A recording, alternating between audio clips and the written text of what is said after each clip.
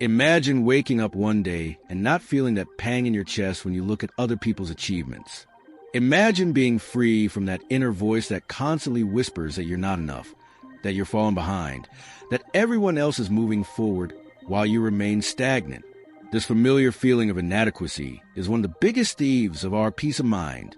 It sneaks into our thoughts, undermining our confidence and amplifying our anxiety. And in the digital age, this cycle of comparison has become almost inescapable. But what if I told you that a philosophy that is over 2,000 years old has exactly the tools you need to break this destructive cycle? What if I promise that by the end of this video, you'll have unlocked the mental codes that ancient Stoic philosophers used to live serenely in a world as competitive as ours? Today, we're going to dive into Stoic wisdom to uncover how to stop comparing yourself to others. And I'm not talking about superficial self-help techniques, but profound transformation in the way you perceive yourself and others. I promise that by the end of this journey, you'll not only understand why you compare yourself, but you'll have powerful tools to free your mind from this limiting habit. What I've discovered in my own journey with Stoicism is that we don't need more achievements to feel complete. We need a new perspective. And that's what Seneca meant when he wrote, "It is not the man who has little, but the man who desires more who is poor." Throughout this video, I'll unlock 5 Stoic mindsets that will completely reprogram your relationship with social comparison. Each technique I'll share has served not only the ancient Romans and Greeks well, but has also helped me personally in times of self-doubt and insecurity. If you ever felt diminished by the achievement of others, stifled by social expectations, or simply tired of never feeling good enough, this video is for you. Let's discover together how to transform toxic comparison into virtuous growth.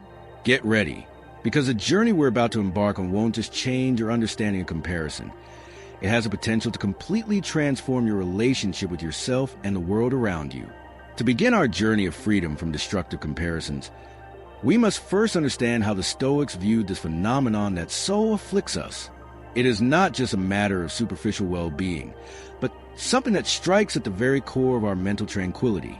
Stoic philosophers had a specific word for disturbing mental states like envy that arise from comparisons. The negative passions that keep us from serenity. They understood, long before modern psychology, that obsessively comparing ourselves to others is a direct path to suffering. Epictetus, a former slave who became one of the most profound Stoic philosophers, warned, "If you want to improve, be content to be thought foolish and stupid in external matters. Do not worry about appearing to know anything. And if some people think you are someone important, distrust yourself." This revolutionary insight suggests something profound.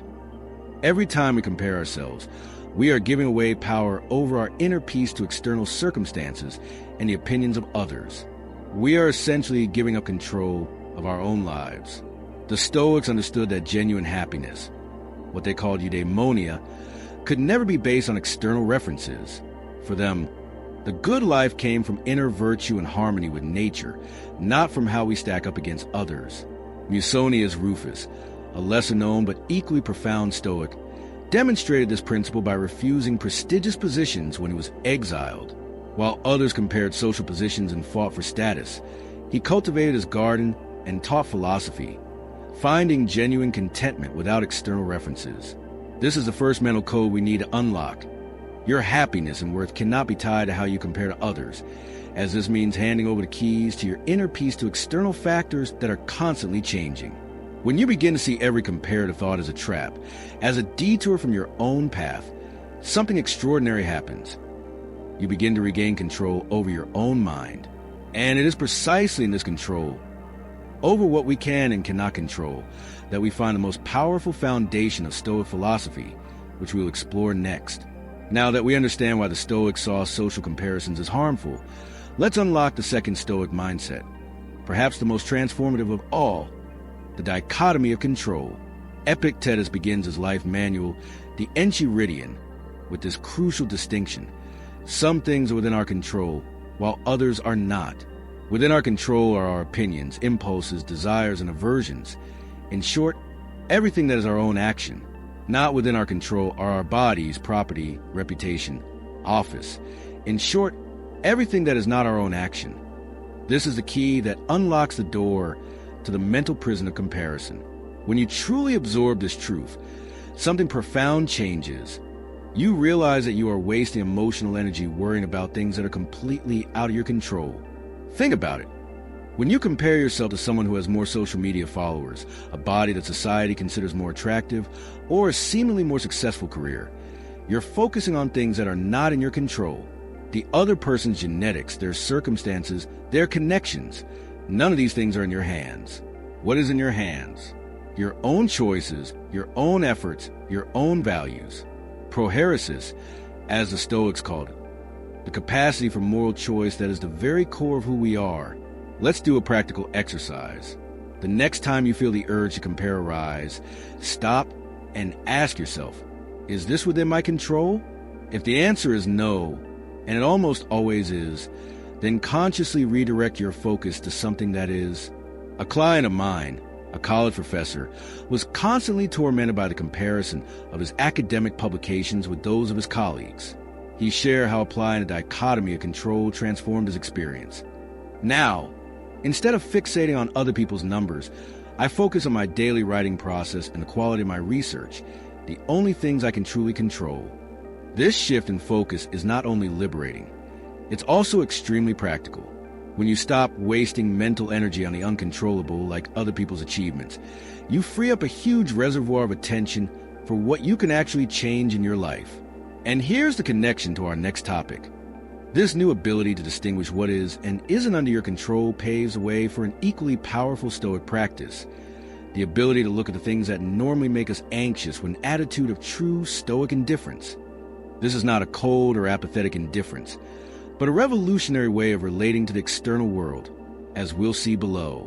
As we delve deeper into our journey, we come to an often misunderstood Stoic concept that has transformative power for those who wish to free themselves from comparisons. Stoic indifference, or adiaphora. Do not confuse this indifference with apathy or coldness. When the Stoics spoke of indifference, they were referring specifically to things that, while they may have practical value in our lives, have no intrinsic moral value. They are neither good nor bad in themselves. Seneca clarifies, it is not that we despise these things, but that we do not place them above all else. In this category of indifferent, the Stoics included precisely the elements that most often lead us to toxic comparisons: wealth, social status, physical beauty, fame, and even health. This is revolutionary. Imagine seeing your neighbor's new luxury car, an influencer's sculpted body, or a colleague's promotion not as signs that you're losing or falling behind, but simply as neutral circumstances. Preferable in some cases, perhaps, but never determinative of your worth or happiness. The Stoics went further, categorizing the indifference into two subcategories: preferables, such as health and moderate wealth, and non-preferables, such as sickness and poverty. But, and here's the key, even the preferables remain secondary to virtue and moral character. When we internalize this perspective, something extraordinary happens. Comparisons lose their power over us. How can you compare cars or social media followers when you truly understand that these things do not define who you are? A client of mine, a successful executive who was constantly distressed by comparisons, shared how this perspective changed her life. When I began to see my job as a preferable indifferent, something nice to have but not essential to my peace of mind, I stopped torturing myself by comparing my career to others. It was like a huge weight lifted off my shoulders. Here's a practical exercise. Make a list of the indifference that provoke the most comparisons in your life. Maybe it's physical appearance, money, or professional recognition. Next to each item, right?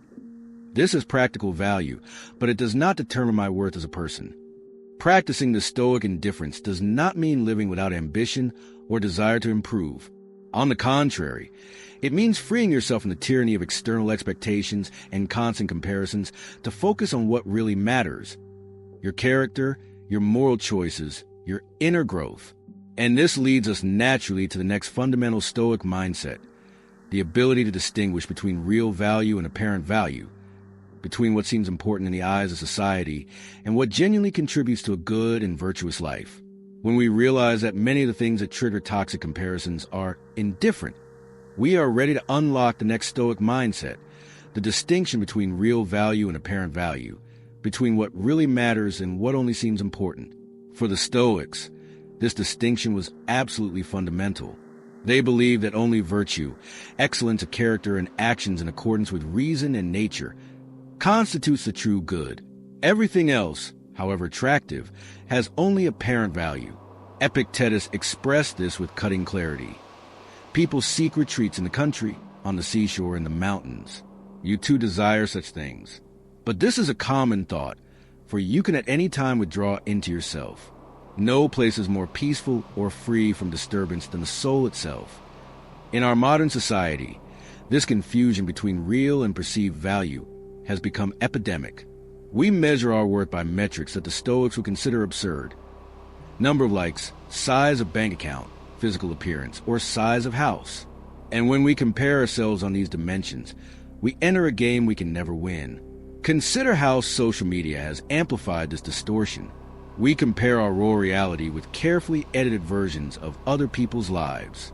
As contemporary philosopher Alain de Botton puts it, we are no longer envious by nature, but by exposure-specific success stories. A powerful Stoic practice for recalibrating our perception of value is what I call the virtue test. When you feel the urge to compare, ask yourself, is this comparison based on true virtue or on external advantages? If it's based on advantages, as it often is, take a deep breath and remind yourself you're comparing indifference. A client of mine, a successful entrepreneur who was constantly unhappy when comparing his financial results to other entrepreneurs, shared a revelation. I realized that I was obsessively comparing something of apparent value, money, instead of focusing on what really matters, the integrity with which I conduct my business and how I treat my employees. This shift in perspective changed everything. This Stoic distinction frees us from the tyranny of comparisons because it helps us realize that the things we most often compare, possession, status, appearance, are precisely the things that matter least to a genuinely good life. But how do we gain the perspective we need to maintain this clarity in our daily lives? How do we rise above the constant barrage of stimuli that push us back into toxic comparisons? This is where we find one of Stoicism's most powerful meditative practices, the looking from above technique, which we'll look at next. We have now reached the climax of our journey, where we will unlock one of Stoicism's most powerful meditative techniques for combating comparisons, the look from above or cosmic vision. This practice, particularly appreciated by Marcus Aurelius, invites us to expand our perspective beyond our petty personal dramas and see life from a cosmic perspective. In his meditations, written not for publication but as exercises for himself, the philosopher emperor wrote, "Think of the immensity of time past and time future. Compared to that, what are 3 days of fame, or 3 centuries?"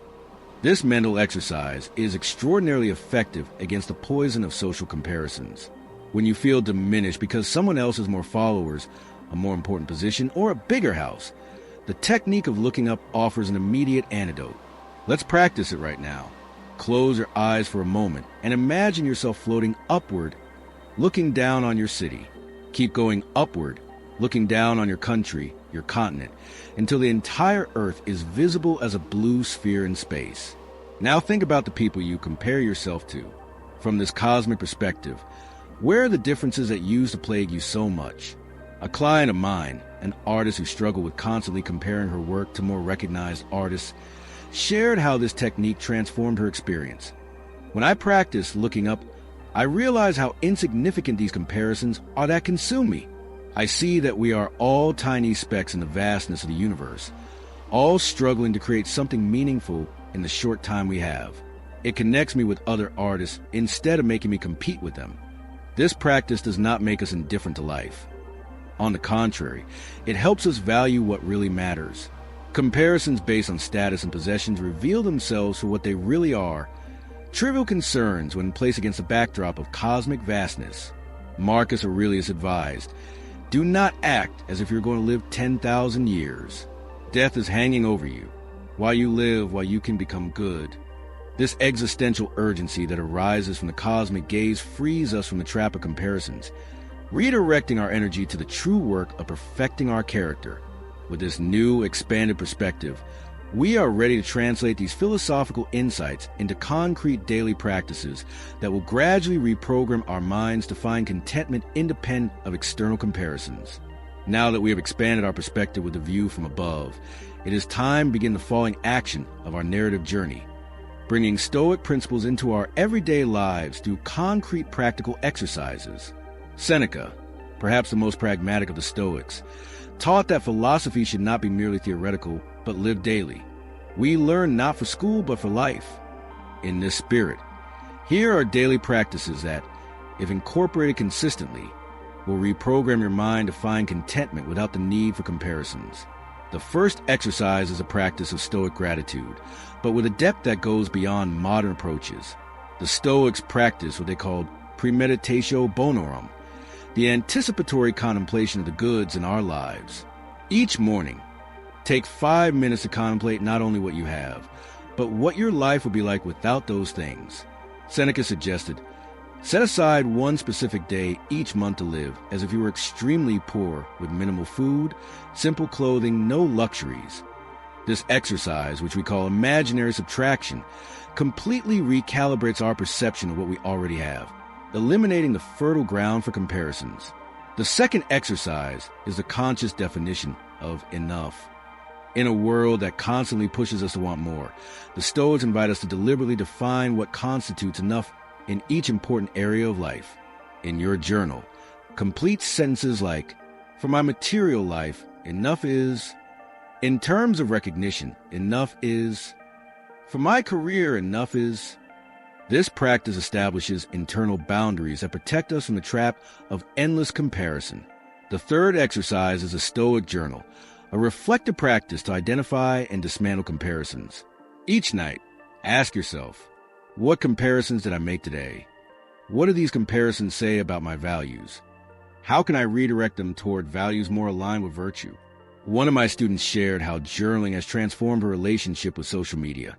By consciously recording every time I compare myself to someone online, I notice shocking patterns. Most of my comparisons involve physical appearance and outward signs of success, the very indifference we studied. This awareness has completely changed how I interact with online content. The fourth exercise is celebrating internal progress.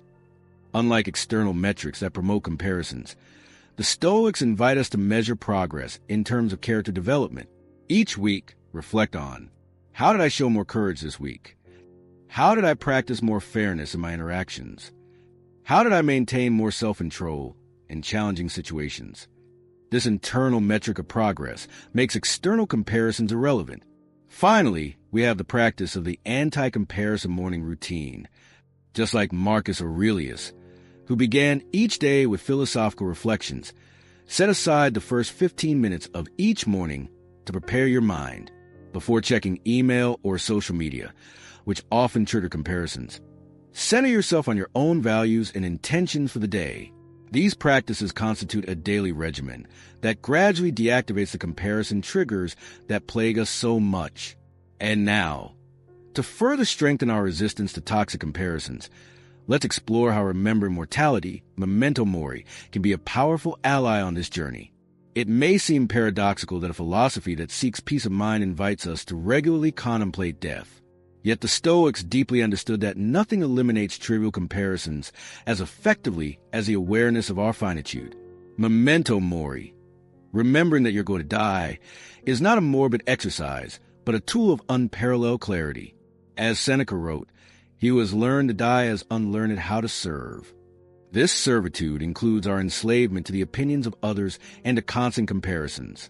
A powerful practical exercise is what I call the deathbed perspective. When you find yourself consumed by comparisons, my coworker has a nicer car, that influencer has more followers, my friend got a promotion before me. Ask yourself, 50 years from now, when I'm on my deathbed, will this matter? The answer is almost always no. What will usually matter are deeper values, the connections we have formed, the good we have done, the integrity with which we have lived. A client of mine, a high-level executive constantly pressured by status and wealth comparisons, shared how this exercise transformed his life. I was shocked to realize that the things that made me most anxious about comparisons, my salary, my title, the size of my house, simply don't show up when I think about what will really matter at the end of my life. Another practical exercise is a mortality journal, a variation on the Stoic exercise of Marcus Aurelius, who who wrote to himself, "You could leave this life at this moment.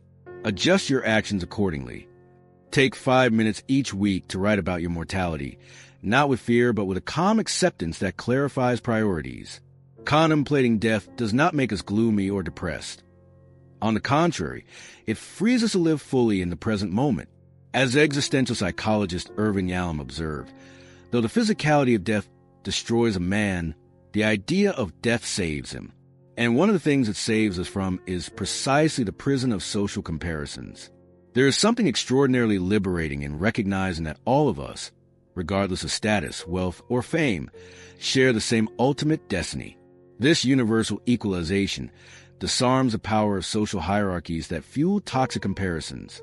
The Stoics were not alone in recognizing the clarifying power of death awareness. Philosophical and spiritual traditions around the world have incorporated similar practices. In Zen Buddhism, the contemplation of impermanence, and Seneca, serves a similar purpose. What the Stoics offer us is a particularly practical and accessible approach to integrating this awareness into our modern lives. As we incorporate memento mori into our worldview, the comparisons that once seemed so important begin to fade. And now, enriched with this perspective, we turn directly to the wisdom of the 3 great Stoic philosophers on how to deal with the success of others. As we near the end of our journey, let us seek direct wisdom from the 3 great philosophers of Roman Stoicism on how to respond to the success of others without falling into the trap of negative comparison. Seneca, born into a wealthy family and an advisor to Emperor Nero, knew intimately the pressures of social comparison in Roman high society. In his letter to Lucilius on envy, he writes something surprisingly relevant to our age of social media. How much more sensible it is to follow a straight path and raise yourself to a level where fortune has no power over you, rather than to be constantly looking back and sideways, tormenting yourself with how far others have come. Seneca's advice is pragmatic. Envy that arises from comparison is a waste of energy that could be invested in our own advancement. He suggests a shift in perspective. Instead of seeing others' success as something that diminishes our worth, we can see it as proof of what is possible. A client of mine, a budding writer, applied this perspective when she felt paralyzed by the success of other authors. I've come to see successful books not as proof of my inadequacy, but as evidence that there are readers for good books, and encouragement for my own journey. Epictetus, on the other hand, was born a slave and faced physical limitations after being wounded by his master. His unique perspective on comparison comes from the experience of someone who was at the bottom of the Roman social hierarchy. Do not seek for events to happen as you wish, but wish for events as they happen, and your life will have a peaceful course. For Epictetus, comparison reveals our desire for reality to be different from what it is, the perfect recipe for suffering. He invites us to accept our present situation as a necessary starting point for any genuine progress, rather than paralyzing ourselves by wishing we had started where others already are. One executive I mentored, frustrated at having started his career later than his peers, found liberation in this perspective. By accepting my starting point instead of constantly comparing to others, I was finally able to start moving forward from where I really was, not where I fantasized I was. Marcus Aurelius, though emperor of the Roman world, also struggled with comparisons. In the Meditations, he wrote to himself, "Don't be distracted by other people's deeds or situations, for this distracts you from cultivating your own excellence. Avoid curiosity about what others do or say or think." This is not a rejection of the community, but a reminder to focus on what we can control, our own character and actions. The philosopher emperor reminds us that every minute spent in envious comparisons is a minute stolen from our own development. It is fascinating to note how these 3 Stoics, coming from such different backgrounds, an aristocrat, a former slave, and an emperor, converge on one essential truth. Comparing yourself to others is a distraction from the real work of living virtuously. The lesson we can draw from them for our age of heightened comparison is clear. Redirect your attention from external metrics to the internal cultivation of character excellence. And in doing so, you not only escape the comparison trap, but also discover a much more reliable and lasting source of satisfaction. This shift in perspective takes us to the next step on our journey, transforming the envy that arises from comparisons into something constructive, genuine inspiration. We now come to the resolution of our narrative journey, where we will transform what once diminished us, social comparison, into something that elevates us, genuine inspiration. The Stoics were not asking us to completely ignore admirable qualities in others, but to relate to them in a completely different way. Stoic philosophy offers a revolutionary approach. Instead of envying the external achievement of others, we can admire and emulate their virtues. This is not comparison in the ordinary sense, but rather what the Stoics called virtuous emulation, seeking to embody in ourselves the character qualities we admire in others. When you notice someone demonstrating exceptional courage, rather than feeling diminished by the comparison, the Stoic perspective suggests asking, what can I learn from this display of virtue? How can I incorporate more of this courage into my own actions? The Stoics had a profound concept called sympathia, the understanding that we are all interconnected parts of a greater whole. This insight fundamentally changes how we view the success of others. Rather than a threat that diminishes our relative worth, another person's success becomes an expression of human excellence that we can all celebrate. Marcus Aurelius wrote, "Let's rejoice in all things, great and small." This includes genuinely celebrating the achievements of others, recognizing that the good of one is, in some sense, the good of all. A powerful practical exercise for turning envy into inspiration is what I call redirecting the envious gaze.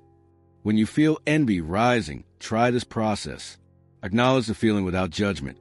I feel jealous right now. Identify the underlying virtue you admire.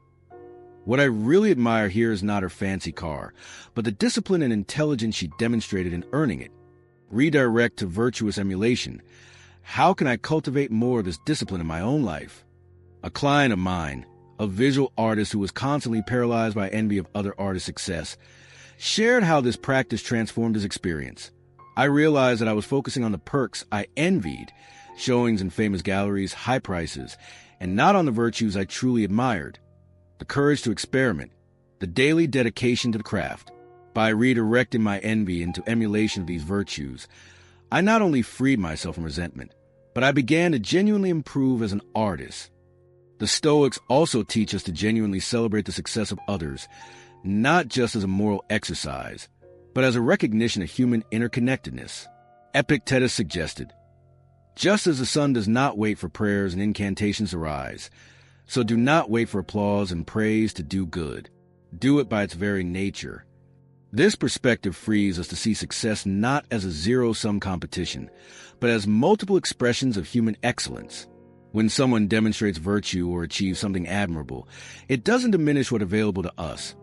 In fact, it expands the horizon of what's possible for everyone. As we cultivate this ability to transform envy into genuine inspiration, we are ready for the final chapter of our journey, applying these Stoic principles to the specific challenges of the digital age, where comparisons are amplified to the extreme. As we conclude our journey, we face perhaps the greatest challenge to the Stoic practice of avoiding comparison, our immersion in the digital world, where platforms are practically comparison machines. How can we apply this ancient philosophy in the context of social media, the attention economy, and hyperconnectivity? The Stoics gave us the principles. Now we need to creatively adapt them to this new territory.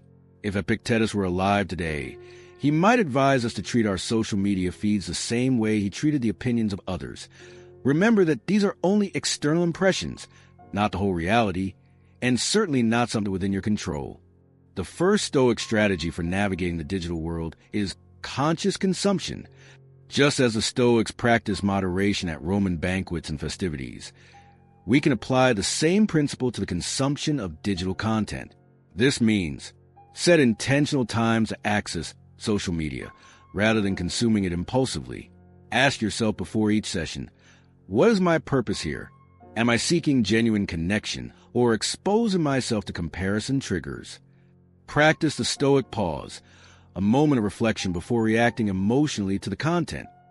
One client of mine, an influencer who paradoxically struggled with comparisons on social media, shared how this approach transformed her relationship with the platforms.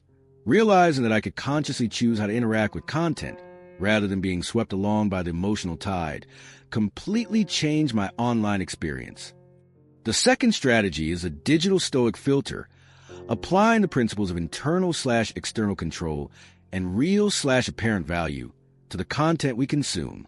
This means developing the habit of asking yourself, is what I'm seeing the result of virtuous choices, real value, or just advantages and circumstances, apparent value? Am I reacting to something within my control or outside of it? One tech executive I work with came up with an interesting personal system. He keeps a note on his phone where he marks every time he notices himself comparing himself negatively to online content. At the end of each week, he reviews these notes and applies Stoic principles to each instance, gradually reprogramming his emotional response. The third strategy is a Stoic digital fast. Regular periods of complete disconnection to recalibrate our relationship with the digital world. The Stoics practiced exercises of temporary deprivation to appreciate what they had. We can do the same with our online lives. A practical challenge. Try 7 days of very limited social media access, e.g., only 15 minutes a day at a specific time, and observe carefully how this affects your social comparison patterns. Many clients report a dramatic decrease in anxiety and negative comparisons after just 1 week. The fourth strategy is Stoic curation, intentionally reshaping your digital environment to promote Stoic values rather than toxic comparisons. This means follow accounts that inspire genuine virtue, not just displaying external advantages. Create visual reminders of Stoic principles on your devices. Set clear boundaries that protect your mental space. Finally, the fifth strategy is a digital practice of sympathia, using platforms to foster genuine connection and mutual celebration rather than competition and comparison. This means engaging authentically with others, genuinely celebrating their achievements, and using technology to strengthen, not weaken, our shared humanity. As Marcus Aurelius wrote, we are made to cooperate like feet, hands, eyelids, upper and lower rows of teeth. To act against each other is contrary to nature. This insight could fundamentally transform how we use and experience the digital world. By applying these ancient Stoic principles to our modern context, we find that they not only survive the transition to the digital age, they become even more essential. In a world designed to intensify comparisons, Stoic wisdom offers a path to reclaiming our mental autonomy and inner peace. We have reached the end of our journey through Stoic wisdom on how to stop comparing ourselves to others. We began by understanding why the Stoics saw comparisons as fundamentally detrimental to mental peace. We explored the crucial dichotomy between what we can and cannot control. We discovered the liberating power of seeing status, wealth, and fame as indifferent. We learned to distinguish between real and apparent value. We gained the transformative perspective of looking from above. We developed concrete daily practices to cultivate contentment independent of external comparisons. We find a powerful antidote to trivial concerns in contemplating mortality. We draw directly from the wisdom of Seneca, Epictetus, and Marcus Aurelius. We learn to transform envy into genuine inspiration. And finally, we adapt these ancient principles to specific challenges of the digital age. Along the way, we unlock 5 Stoic mindsets that, if practiced consistently, have the power to completely reprogram your relationship with social comparison. Distinguish between what we can and cannot control. Recognize indifferent for what they really are. Differentiate real value from apparent value. Cultivating the cosmic perspective that recalibrates our concerns. Transforming envy into virtuous emulation. As Epictetus reminds us, happiness and freedom begin with a clear understanding of one principle. Some things are within our control, and some are not. Social comparisons almost always involve elements beyond our control, and recognizing this is a first step toward liberation. Remember that Stoic practice is not a destination, but an ongoing journey. Don't expect to completely eliminate the urge to compare overnight. Like any mental muscle, this new way of responding to social comparisons grows stronger with regular, mindful practice. As I shared at the outset, my own journey with Stoicism has profoundly transformed my relationship with social comparison. The techniques I've shared aren't just philosophical theory. They're practical tools that have helped countless people over 2 millennia find serenity in a world obsessed with external metrics of success. If you start implementing just one practice from this journey, I suggest a dichotomy of control. Ask yourself regularly, is this within my control? This simple question can instantly defuse the power of toxic comparison. As Marcus Aurelius wrote, "Very soon you will be dead, and yet you are not simple and tranquil, nor indifferent to external things, but still thirst for a good reputation. Will you learn genuine joy?" This is the ultimate promise of Stoic wisdom. The genuine joy that comes not from how we compare to others, but from living in accordance with our highest nature, cultivating virtue and inner tranquility regardless of external circumstances. Thank you for embarking on this philosophical journey with me. If you've unlocked at least one of the Stoic mindsets we've shared today, I invite you to share your experience in the comments below. And remember Seneca's words, "No wind blows favorably to those who do not know where they are going." I hope you now have a clearer compass to navigate the turbulent sea of social comparisons. Don't forget to subscribe to the channel. Okay? Until later,